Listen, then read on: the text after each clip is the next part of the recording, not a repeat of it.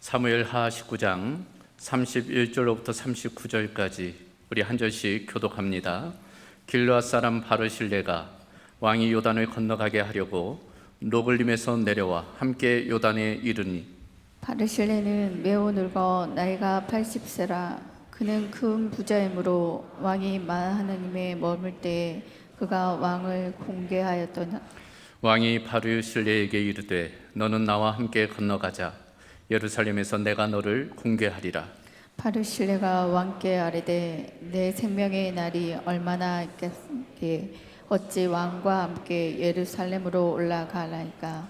내 나이가 이제 80세라. 어떻게 좋고 흉한 것을 분간할 수 있사오며 음식의 맛을 알 수 있사오리이까. 이 종이 어떻게 다시 노래하는 남자나 여인의 소리를 알아들을 수 있사오리이까. 어찌하여 종이 내 주 왕께 아직도 누를 끼치리이까. 당신의 종은 왕을 모시고 요단을 건너려는 것뿐이거늘 왕께서 어찌하여 이 같은 상으로 내게 갚으려 하시나이까. 청하건대 당신의 종을 돌려보내옵소서. 내가 내 고향 부모의 묘 곁에서 죽으려 하나이다.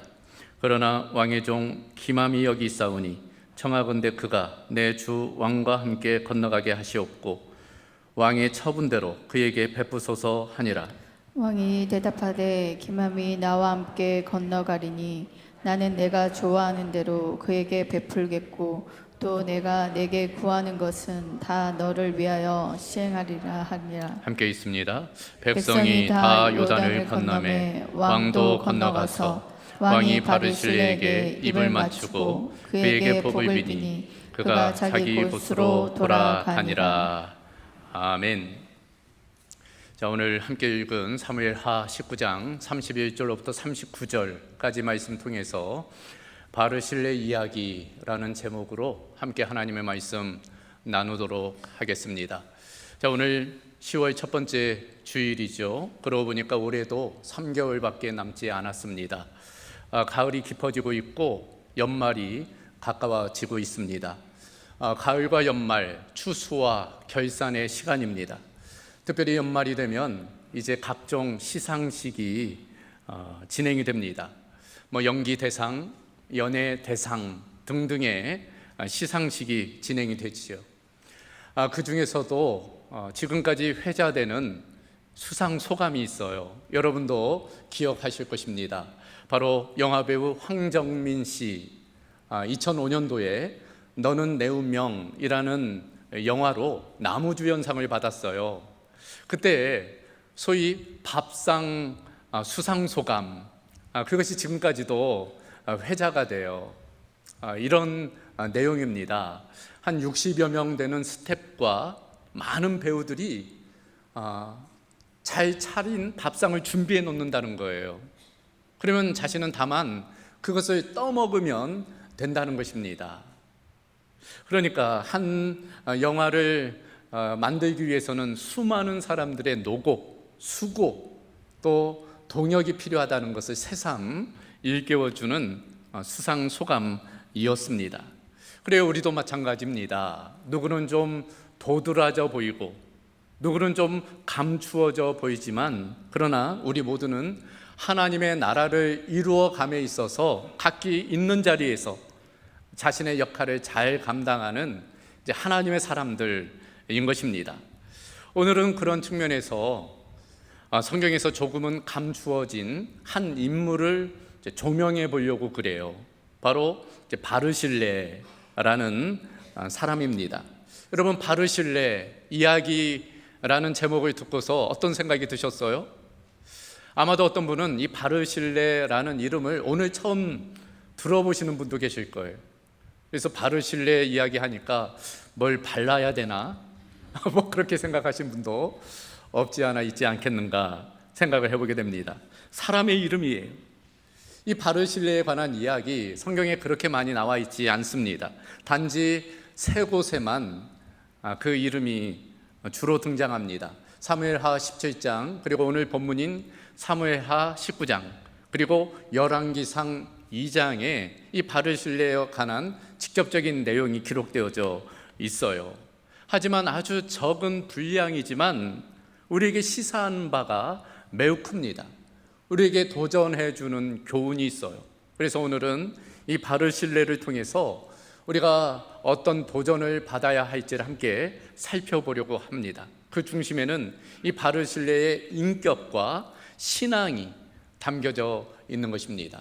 자, 세 가지를 함께 살펴보겠습니다. 바르실레가 어떤 사람인가? 그는 먼저 은혜를 베푸는 사람입니다. 한번 따라해 보겠습니까? 은혜를 베푸는 사람. 자, 오늘 본문에 따르면 이 바르실레에 대한 몇 가지 정보가 기록되어져 있어요. 31절, 32절입니다. 길르앗 사람 바르실레가 왕이 요단을 건너가게 하려고 로글림에서 내려와 함께 요단에 이르니 바르실레는 매우 늙어 나이가 80세라 그는 큰 부자이므로 왕이 마하나임에 머물 때에 그가 왕을 공개하였더라. 여기 보면 왕이 등장하고 또 바르실레가 등장합니다. 여기서의 왕은 다윗 왕을 이야기하고 있어요. 그리고 바르실레, 그가 누구인지를 이야기해주고 있는데, 먼저 그는 길르앗 사람이라고 되어져 있어요. 길르앗은 요단 동편의 지역입니다. 주로 므낫세 지파 사람들이 그곳에 머물러 살았어요. 동시에 그는 매우 늙어 나이가 80세였다. 이제 고령의 나이였던 것을 알 수 있습니다. 반면 그는 큰 부자였다. 거부였다는 거예요. 그리고 결정적으로 그는 다윗 왕이 마하나임에 머물 때 왕을 공개하였다라고 되어져 있습니다. 자, 이것이 어떤 내용인가? 왜 이 바르실레가 어떤 이유로 이 다윗 왕을 공개했을까? 자, 그걸 알려면 좀 우리가 거슬러 올라가야 됩니다. 사무엘하 15장까지 좀 거슬러 올라가야 돼요. 사무엘하 15장을 보면은 다윗의 아들인 압살롬의 반란 이야기가 나와요. 그러니까 아들이 아버지를 거역하고 반란, 쿠데타를 일으킵니다. 그래서 이제 이 다윗 왕을 잡으려고 왕궁으로 지금 진격해 오는 거예요. 그때의 급박한 상황이 사무엘하 15장 14절에 이렇게 기록되어져 있습니다. 다윗이 예루살렘에 함께 있는 그의 모든 신하들에게 이르되 일어나 도망하자. 그렇지 아니하면 우리 중 한 사람도 압살롬에게서 피하지 못하리라. 빨리 가자. 두렵건대 그가 우리를 급히 따라와 우리를 해하고 칼날로 성읍을 칠까 하노라. 자, 이와 같은 모습, 평소 우리가 알고 있는 다윗과 전혀 다른 모습이죠. 다윗 하면 용감무쌍하잖아요. 그 골리앗 거인 앞에서도 주눅들지 않았던 사람이 바로 이 다윗이에요. 사울 왕에게 쫓길 때도 당당했던 사람이 다윗입니다.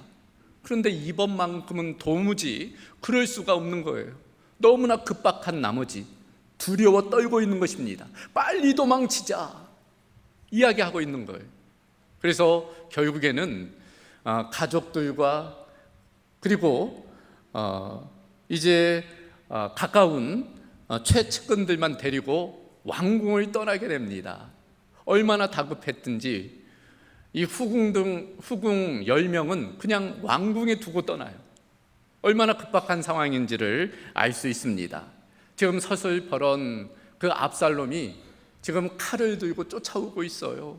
그러니 걸음아 나 살려라 하면서 도망치고 있는 것입니다. 그러니 그 몸도 너무 피곤하고 마음도 너무 지치는 거예요. 더불어서 너무 급하게 나온 나머지 뭘 챙기고 나올 수도 없었습니다. 아무것도 가지고 나올 수가 없었던 거예요. 그러니 배도 고프고 너무나 어려운 상황에 처해 있게 된 것입니다. 그러다가 마하나임이라는 지역까지 오게 된 거죠. 근데 바로 그때 몇몇의 사람과 오늘 본문 속 주인공인 바르실레가 이 다윗 왕에게 찾아오는 거예요. 왜 찾아왔을까요? 도와주기 위해서, 은혜를 베풀기 위해서. 그래서 사무엘하 17장 27절 이하를 보면 다윗이 마하나임에 이르렀을 때 로글림 길르앗 사람 바르실레가 침상과 대야와 질그릇과 밀과 보리와 밀가루와 볶은 곡식과 콩과 팥과 볶은 녹두와 꿀과 버터와 양과 치즈를 가져다가 다윗과 그와 함께한 백성에게 먹게 하였으니 이는 그들 생각에 백성이 들에서 시장하고 고나고 목마르겠다 함이더라. 자, 이 내용을 보면 이 바르실레의 그 따뜻한 마음을 엿볼 수 있어요. 그러니까 생각해 보니 지금 다윗 왕이 급하게 나와서 아무것도 가지고 나오지 않았겠다 생각이 든 거예요. 그래서 보면 침상도 가져오고 대야도 가져오고 질그릇도 가져오고 그리고 먹을 것들을 아주 다양하게 가져오는 거예요. 그러니까 다윗을 아주 세심하게 돕는 것입니다. 이처럼 이 바르실레의 도움이 있었기에 이 다윗 일행은 그 위기를 모면할 수 있었어요. 다시금 마하나임을 벗어나 멀리까지 도망칠 수 있었던 것입니다. 이처럼 바르실레는 다윗의 위기 때에 다윗을 적극적으로 도운 은혜의 사람입니다. 그래요, 여러분. 물은 흔들어 보면 그 속에 무엇이 있는지를 알고 사람은 위기 중에 그 진면목이 드러난다, 그런 이야기가 있어요. 평소에야 다 똑같아 보이죠. 평소에야 다 좋아 보여요. 그런데 막상 위기를 만나보면 그 사람의 진면목이 드러나요. 그 마음에 무엇을 품고 있는지를 알 수 있는 것입니다. 다윗의 위기의 순간 수많은 사람들이 다윗을 떠났어요. 심지어 배신했습니다. 최측근이라고 생각했던 사람들이 오히려 다윗을 공격한 경우들이 많이 있습니다. 그러나 이 바르실레는 끝까지 충성하는 것, 그리고 다윗을 적극적으로 돕고 있는 것입니다. 어떻게 그럴 수 있었을까? 이 바르실레가 은혜를 기억했기 때문이, 다윗이 베푼 그 은혜를 잊지 않았기 때문입니다. 여러분, 이 바르실레의 지역이 어디라고 말씀드렸죠? 길르앗, 요단 동편입니다. 사실 이스라엘에 하나님의 약속하신 땅은 요단 서편 지역이죠. 그러나 정복 과정에서 요단 동편 일부까지도 이스라엘 땅으로 편입이 됩니다. 하지만 요단강 지나서이기 때문에 좀 방비에 취약했어요. 다윗 때도 그랬습니다. 그래서 아람이나 모압이나 암몬의 공격을 많이 받았어요. 그럴 때마다 이 다윗이 군대를 이끌어 이 길르앗을 구해준 일이 많이 있었습니다. 바르실레는 그걸 기억하는 거예요.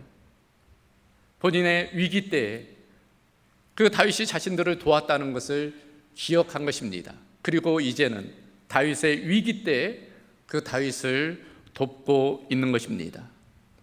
그래요, 우리는 은혜는 쉽게 잊고 원수는 마음에 새길 때가 많아요. 오죽하면 옛말에 은혜는 물에 새기고 원수는 돌에 새긴다, 그런 말이 있겠습니까? 은혜는 그냥 당연하게 여기지요. 내가 받을만 해서 그렇지 치부할 때가 있어요. 준 것은 기억하는데 이제 받은 것은 잊는 경우가 많습니다. 심지어 은혜를 원수로 갚는 경우도 얼마나 많은지 몰라요. 하지만 바르실레는 은혜를 기억하고 다윗의 위기 때 적극적으로 그 다윗을 도왔던 것입니다. 쉽지 않은 일이에요. 왜일까요? 지금 이 압살롬의 기세가 대단합니다. 오죽하면 왕이 왕궁을 버렸겠어요. 지금 턱 밑까지 추격해 왔거든요. 이때 바르실레가 다윗 왕을 도왔다는 이야기를 압살롬이 들으면 어떻게 될까요? 그럼 죽는 거예요. 죽을 수 있는 것입니다. 그럼에도 그 희생과 그 위험을 감수하고 손해를 감수하고 은혜를 베풀고 있었던 것입니다.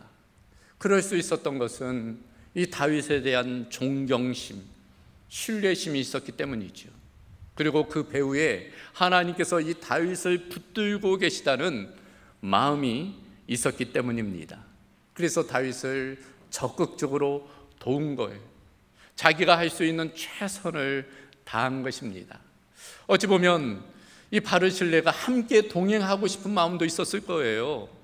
하지만 나이가 80세잖아요. 그러니까 함께 하는 것은 오히려 짐이 될 수 있는 거죠. 그러나 할 수 있는 일이 있었어요. 자신은 부자잖아요. 그러니까 물질로 다윗을 도울 수 있었던 것입니다. 우리도 마찬가지입니다. 누구는 시간이 넉넉하고, 누구는 건강이 좋고, 누구는 물질이 넉넉한 거지요. 자신이 할 수 있는 것으로 얼마든지 도울 수 있는 거예요.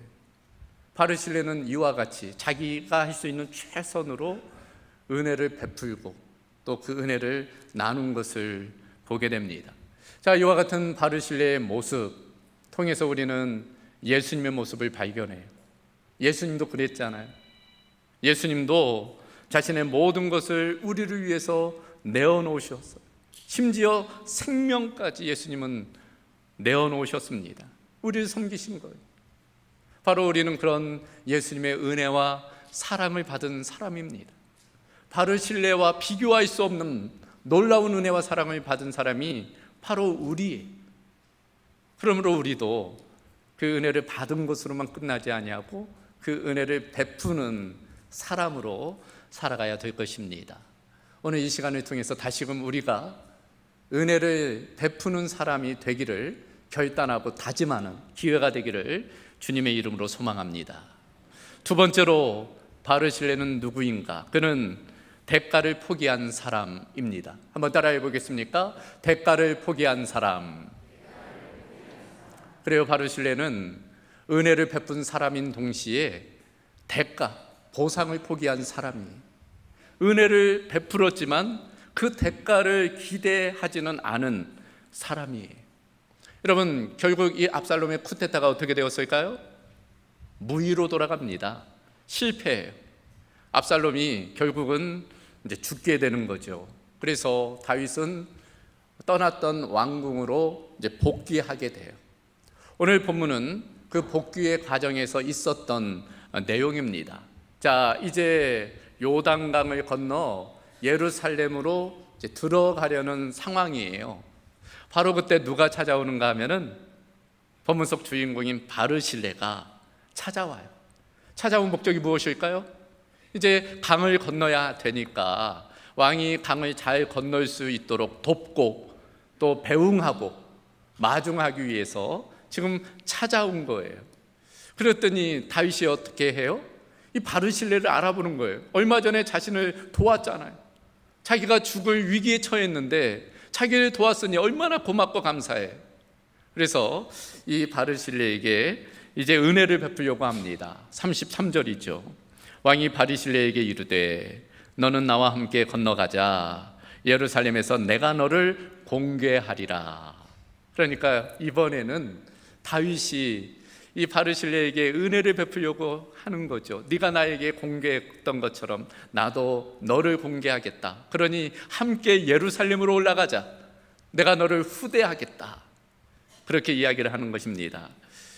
이때 바르실레는 정중히 거절해요. 사양합니다. 이렇게 이야기하는 거죠.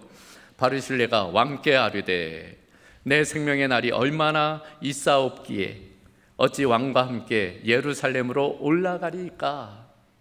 제가 살면 얼마나 더 산다고 그 예루살렘에 올라가서 왕을 힘들게 하겠습니까? 이제 그런 이야기. 그래서 35절 이하의 내용을 보면 내 나이가 80이나 되어서 오히려 왕에게 짐이 될 수 있습니다. 제가 왕에게 도움될 것이 별로 없을 것 같습니다. 그러니 저의 고향인 그곳에 내려가서 부모님 묘에서 살다가 곁에서 살다가 거기서 죽는 것이 저의 소원입니다. 그러니까 뭐예요? 왕의 제안을 정중히 거절하는 거예요. 사양하는 것입니다. 은혜를 베풀었지만 그 대가는 원하지 않는 그런 모습을 보이는 거죠. 여러분, 소위 농공행상이라는 말이 있잖아요. 농공행상. 그러니까 그 공의 크고 작음, 있고 없음을 따져가지고 적절하게 상을 내리는 것, 그게 농공행상이에요. 그래서 보면 조선 건국에서도 1등 공신, 2등 공신, 계급 공신 해가지고 땅도 내리고 보물도 내리고 어떤 직위도 내리고 그러잖아요. 쿠데타를 하면은 누구는 어디 장관 삼고 막 그런 일들이 있잖아요. 그러니까 뭔가 하면 무언가에 대한 기대, 대가를 원하게 되는 것입니다. 근데 만약 자기가 원하는 것이 주어지지 않으면 어떻게 될까요? 마음에 섭섭함이 들어오는 거예요. 소위 삐지는 것입니다. 불만이 생기고 불평이 나오고 원망이 생기는 거예요. 이 섭섭이가 문제입니다. 늘 보면은 이 섭섭이가 문제입니다. 부부관계에서도 이 섭섭이가 한번 들어오면 부부 갈등이 생겨요. 부모와 자녀도 그렇더라고요. 친구 관계도 그렇고. 성도는 어떨까요? 성도들도 마찬가지. 이 섭섭이가 들어오면, 그러니까 내가 뭘 좀 했는데 그걸 알아주지 않고 인정해주지 않고 칭찬해주지 않으면 섭섭해지는 거예요. 삐지는 거예요. 그러지 말아야 됩니다. 우리가 믿음이 성장했다는 것, 어른이 되었다는 것은 내가 무엇을 했다고 해서 그거에 대한 대가나 보상을 원하지 않는다는 것을 의미해요. 아이들이야 그럴 수 있지만 어른이라면 그러지 않는 거예요. 그래, 나는 당연한 일을 했지 라고 생각하면 섭섭할 일도 없는 것입니다. 그런 측면에서 어떤 일에 대해서 어떤 대가나 보상을 바라지 않는 것, 참으로 중요한 인격적인 신앙적인 태도라 할 수 있습니다. 제가 중학교 때 봤던 가이드 포스트의 한 내용이 지금도 기억이 나요. 미국의 이야기입니다. 미국은 자신의 집 앞에 어떤 잔디밭이나 혹은 도로를 자신이 좀 관리해야 될 책무가 있다고 그래요. 그래서 만약 그렇지 않으면 과태료도 맞고 그렇답니다. 근데 어느 날 폭설이 내린 거예요. 그래서 그 눈을 치워야 됩니다. 근데 한 아이가 그 반대편 집 할아버지의 그 집 앞에 도로에 눈을 깨끗하게 치워주는 거예요. 왜냐하면 할아버지가 너무 몸이 불편했거든요. 근데 그걸 알리지 않고 혼자 묵묵히 그걸 치우고 돌아온 거예요. 다음 날이 되었어요. 할아버지가 아픈 몸을 이끌고 이제 눈을 치우려고 밖에 나왔더니 웬걸? 깨끗하게 치워진 거예요. 그래서 눈이 휘둥그레져 가지고 주변을 이렇게 살펴보고 있었다는 거예요. 근데 그것을 건너편 그 아이가 창문 너머로 그 할아버지를 바라보는 거예요. 그러면서 마음의 뿌듯함, 보람, 기쁨을 누리는 그 내용에 관한 이야기였습니다. 여러분, 칭찬을 받는다고 그게 얼마나 기쁨이 되겠어요? 더 큰 기쁨은 알아주지 않아도 스스로의 자긍심, 보람, 삶의 의미를 발견하는 것입니다. 그래서 예수님 분명히 이렇게 산상수훈에서 말씀하셨어요.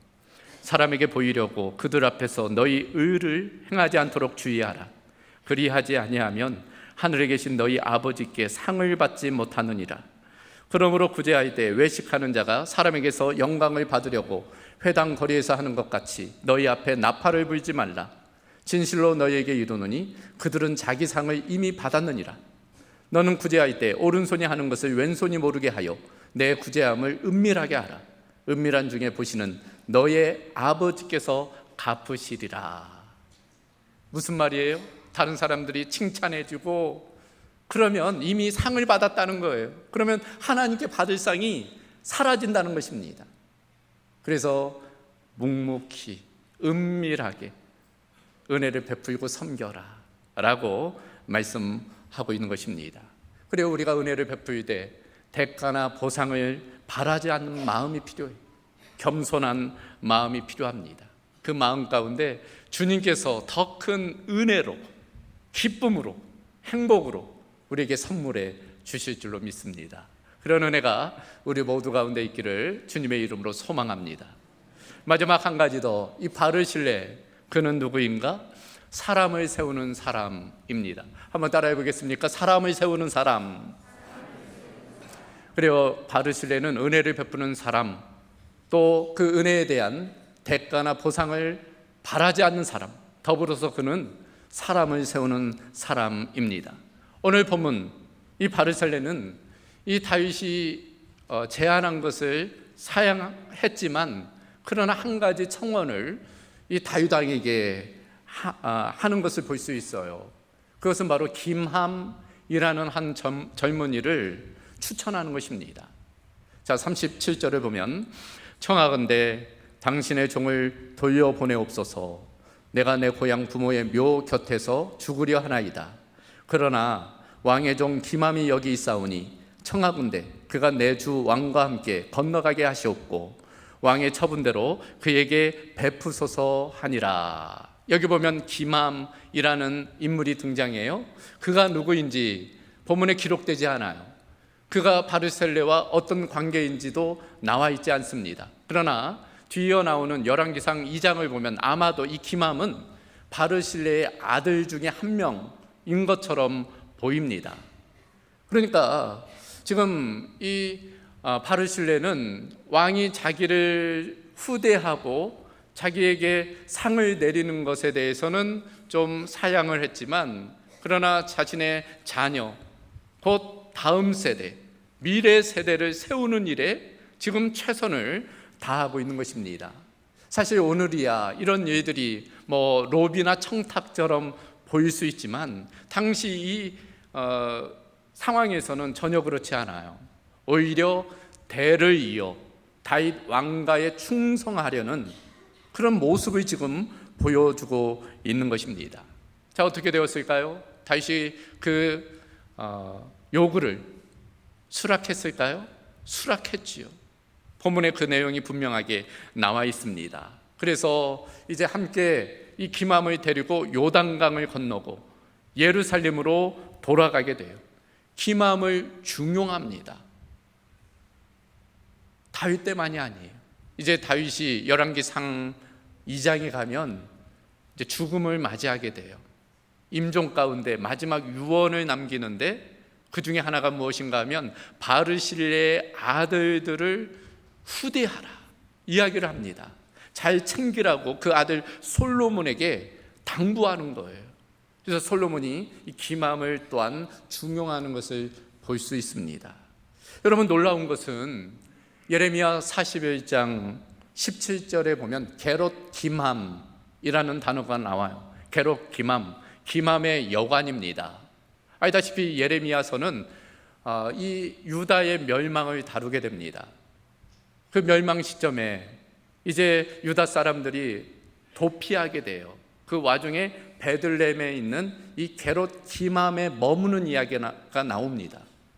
그러니까 도피하는 사람들이 머물 수 있는 쉼터로 이 게롯 기맘의 여관, 집이 사용이 되고 있고, 어떤 신학자들은 여러분 복음서에 보면 예수님이 베들레헴 한 여관 말구유에서 태어나잖아요. 바로 그 베들레헴의 여관이 바로 이 게롯 기맘의 여관이었을 것이다 추측하는 경우도 있습니다. 이 바르실레가 이때에 한 사람을 준비시킴을 통해서 그것이 후대에 선한 영향력으로 나타나고 있음을 우리가 볼 수 있는 대목입니다. 바르실레는 자신의 입신, 양년, 출세보다는 다음 세대, 미래 세대를 준비하고 세우는 일에 최선을 다했던 것을 볼 수 있어요. 우리가 배워야 될 태도라 할 수 있습니다. 그래요, 오늘날 우리 사회의 문제 중 하나는, 우리 기성세대의 문제 중 하나는 소위 노욕의 문제입니다. 노욕의 문제. 나이가 들었음에도 여전한 욕심과 탐욕, 그것이 문제예요. 나이가 들어도 전혀 줄어들지 않고 오히려 늘어나는 것이 문제입니다. 그런 것들이 오늘날 사회 전반에 나타나고 있어요. 미래 세대를 키우지 않는 거예요. 미래 세대를 일으켜 세워주지 않는 것입니다. 다음 세대가 일어날 수 있도록 지지해주고 격려해주고 지원해주고 투자해주고 교육해야 되는데, 그러하지 않는 것이 오늘 우리 사회의 가장 큰 문제 중에 하나입니다. 우리는 미래 세대를 키워야 돼요. 사람을 세워야 되는 것입니다. 이스라엘은 철저히 그런 모습을 보여요. 지금까지도 마찬가지입니다. 그 결정적인 하나의 이야기가 있어요. 바로 주 66년 어간부터 있었던 유대와 로마의 제1차 전쟁의 때에 있었던 이야기입니다. 여러분, 그때 요세푸스의 연대기를 보면은 무려 110만 명의 유대인들이 죽었다고 그래요. 아주 비참한 전쟁이었습니다. 결국에는 주 70년에 예루살렘 성전이 무너지고 로마에 함락이 되지요. 여러분, 그것을 랍비인 요하난 벤 자카이라는 사람은 미리 내다본 거예요. 통찰력이 있었기 때문에. 이제 나라가 무너지면 민족이 사라지게 될 텐데 어떻게 해야 될까? 기도하며 고민하는 중에 하나의 학교, 토라, 율법을 가르치고 민족성을 일깨우는 학교를 세우고 이것만은 보존해야겠다, 그런 생각을 가진 거예요. 문제는 열심당원들이 성문을 막고 아무도 못 나가게 한 거예요. 그 학교를 지키려면 로마 장군하고 협상을 해야 되는데 나갈 수가 없는 것입니다. 그래서 하나의 방법을 고안해냈는데 이 요하난 반 자카이가 죽었다, 그렇게 거짓으로 꾸민 거예요. 전염병에 걸려서 죽었다. 그러니 성 밖으로 시신을 옮겨야 된다. 그래서 성 밖으로 빠져나올 수 있었던 거예요. 그래서 성 밖에서 당시 로마의 사령관이었던 베스바시아누스를 만나게 됩니다. 그리고 그에게 예언해요. 당신이 얼마 지나지 않아 로마의 황제가 될 것이다. 그러면 한 가지만 약속해달라. 여기 텔아비브에 한 학교가 있는데 여기만큼은 보존해달라. 그 사령관이 그것을 수락합니다. 놀랍게도 얼마 지나지 않아 당시 황제인 네로가 자살해. 그리고 곧 이어서 이 베스파시아누스가 황제로 등극이 됩니다. 그리고 나서 자신의 아들인 티투스 장군에게 이 예루살렘을 정벌할 때 그 학교만은 보존하라. 그리고 그 약속이 지켜졌어요. 그리고 거기로서부터 다시금 씨앗이 발아에서 그 신앙과 민족성을 지키게 되었습니다. 물론 수천 년 동안 나라를 잃은 삶을 살았지만 우리가 알다시피 다시금 1948년에 이스라엘이 세워지잖아요. 미래를 내다본 것입니다. 미래를 내다보고 미래를 위해서 사람에게 투자한 거예요. 그것이 나라의 존망을 결정하게 된 것입니다. 여러분, 우리도 마찬가지입니다. 우리도 미래 세대를, 사람을 세워야 돼요. 미래 세대를 훈련시키고 투자, 지지해 나가야 될 것입니다. 바르실레를 통해서 배우는 교훈과 도전은 바로 사람을 세우는 것임을 우리가 다시금 마음에 새겨야 될 줄로 믿습니다. 자, 오늘 말씀을 좀 정리합니다. 오늘 바르실레 이야기입니다. 여러분, 오늘 본문에 따르면 그는 매우 늙어 나이가 80세라고 되어져 있어요. 그러나 그는 단지 늙은이가 아닌 참된 진정한 어른이었습니다. 여러분, 어른이 된다는 것이 뭐예요? 그저 나이가 많은 것이 어른입니까? 믿음이 성장한다는 것은 무엇입니까? 그저 교회에 오래 다니면 믿음이 성장하는 것입니까? 나이가 들어 어른이 된다는 것, 믿음이 성숙해진다는 것은 베풀 줄 안다는 것을 의미해요. 섬긴다는 것을 의미합니다. 탐욕을 내려놓는다는 것을 의미해요. 더불어서 다음 세대를 일으켜 세운다는 것을 의미합니다. 교회도 마찬가지입니다. 교회가 역사가 오래됐다는 것이 무엇을 의미할까요? 무엇을 자랑해야 됩니까? 건물을 자랑합니까? 숫자를 자랑합니까? 그 중심에는 은혜를 베풀고 섬기고 미래를 세워나가는 데 있는 것입니다. 지역사회에 선한 영향력을 끼치는 거예요. 여러분, 우리 교회는 87년의 역사를 가지고 있습니다. 곧 90년을 맞이하게 돼요. 우리 공도지역에 처음 세워진 교회, 그래서 우리 교회는 모교회, 공도지역의 모교회, 어머니 교회라는 위상이 있습니다. 그러나 여러분, 교회가 무엇이에요? 교회가 건물, 조직도 아닙니다. 교회는 바로 우리가 교회예요. 저와 여러분, 우리가 바로 교회입니다. 그러므로 우리가 공도 지역의 어머니 교회로서의 역할은 우리가 이 지역사회 가운데 섬기고 탐욕을 내려놓고 또 미래를 세워 나가는 데 있는 것입니다. 바로 우리가 교회이기 때문에. 그래서 D.L. 무디 목사님이 이런 이야기를 했습니다. 100명 중에 1명은 성경을 읽고 나머지 99명은 그리스도인을 읽는다. 99명의 나머지 사람들은 우리 그리스도인을 통해서 하나님을 알게 된다는 거예요. 우리가 어떻게 사느냐가 영향력이 된다는 것입니다. 우리는 그리스도인으로서 세상의 소금과 빛으로 살아가야 돼요.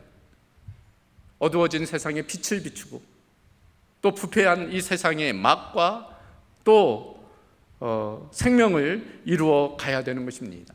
주님께서는 등불을 말 아래에 두지 아니하고 등경 위에 둔다고 말씀하셨어요. 소금이 그 맛을 잃으면 버려져 밟히게 된다 이야기했습니다. 우리는 소금과 빛으로서 그리스도의 향기 편지로서 대사로서 있는 자리에서 선한 영향력으로 바르시레와 같이 어른된 모습으로 살아가야 될 줄로 믿습니다. 그러한 은혜, 그러한 축복이 우리 모두 가운데 있기를 주님의 이름으로 소망합니다.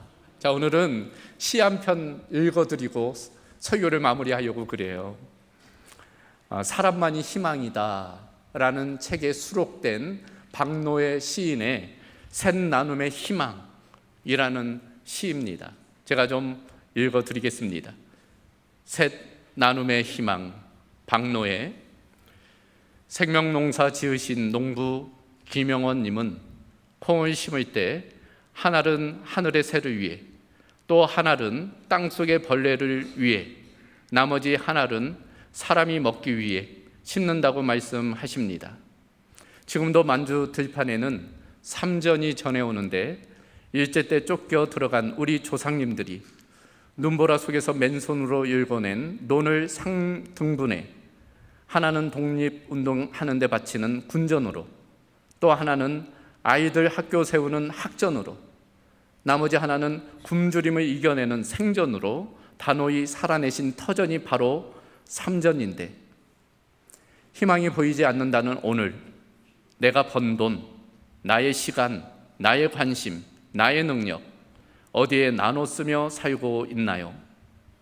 지금 나는 콩 세 알의 삶인가요? 삼전의 뜨거움, 삼전의 푸르름, 셋 나눔의 희망을 살고 있나요? 우리에게 도전이 되는 식구인 줄로 믿습니다. 우리가 나 자신만을 위한 삶이 아니라 또 다른 사람, 또 지역을 섬기며 또 하나님의 나라를 이루어가는 하나의 밀로 살아가야 될 줄로 믿습니다.